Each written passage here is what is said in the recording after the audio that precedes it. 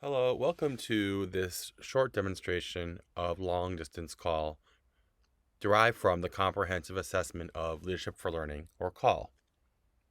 If you go to the website here, leadershipforlearning.org, you can check out more about long distance call. Let's take a look at some sample survey items on the survey activity of long distance call.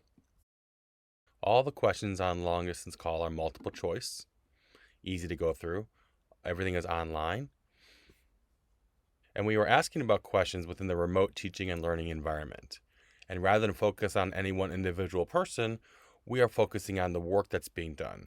So for example, in this question, rather than ask about how effective is an individual person, such as the principal, in implementing professional development activities, we're asking about the impact of the professional development activities themselves, since that's what we really want to know about. So we want to focus on the work, and that's why we consider long distance call to be task-based when we utilize a distributed leadership framework.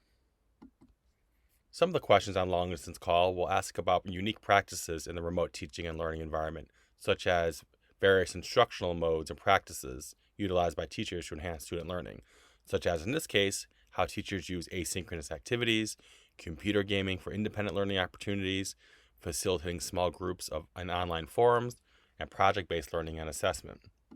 We also have the opportunity within long distance call itself to compare practices from the in-person environment to the virtual environment. Here we are asking about questions as they happen when school is in person in the building, such as setting a clear vision for teaching and learning and tending the students' mental well-being.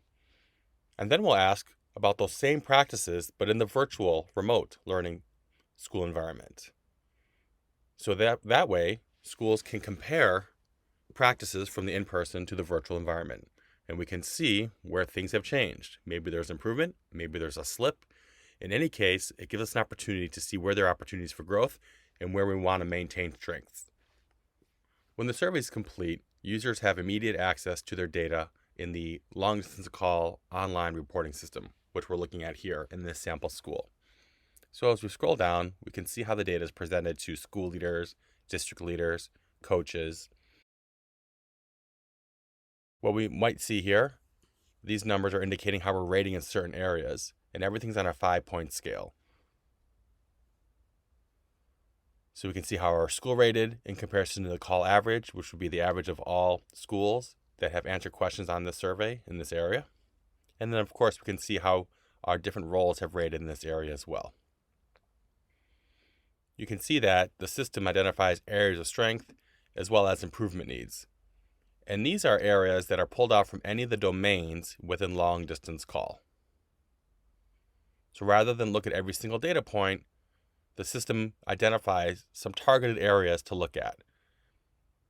And for any of these areas, we can certainly delve more deeply by clicking on View All Items in this area. That takes us to this view where we can look at each of the questions in this particular area, in this case 3.2, promoting effective teaching practices.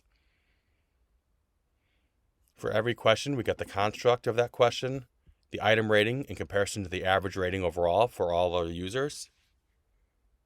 We get the question itself, the response options, and the distribution of responses.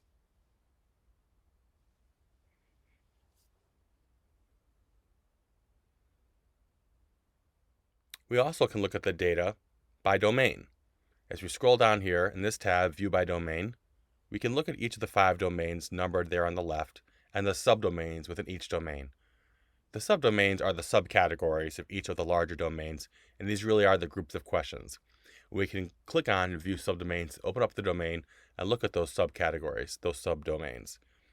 And our areas of strength and our areas in need of improvement, these are the subdomains that are pulled out as one of those categories.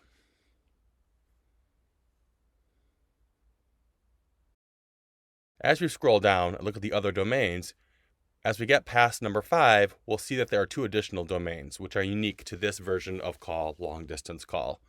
And that's where we can see comparison practices, in this case, school climate and instructional leadership. In domain 6, comparison practices, school climate, we have 2 subdomains, 6.1 and 6.2, where we're asking the same questions. We're asking about practices in the in-person environment and the remote teaching and learning environment. That gives us the opportunity to see how we were practicing leadership and instructional leadership, specifically when we were in person in the school, around school climate, and asking about those same practices in the remote teaching and learning environment around school climate. And we can see where things may have changed. And while you might say, well, we would expect the data to change or perhaps to the numbers to go down when we are looking at the remote environment, that's all well and good. But it gives school leaders some either confirmation or perhaps some contrast, and it gives them some opportunities to show their staff, to show their board, to show the community members data that will justify the work they need to do going forward. Same thing with instructional leadership. Ask about these questions in the in-person environment and in the remote teaching and learning environment. And we can go into individual questions and see what practices were like in the in-person environment, and then compare that very same question in the remote teaching and learning environment as well. Again, that gives school leaders the opportunity to target their work. There is a lot to consider. There are a lot of possible focus areas for any school at any given time, especially in this unique situation. What we can do with this data is target our work, focus on one thing at a time, make this unique situation less overwhelming, and come up with some quick wins, and then move on to the next practice.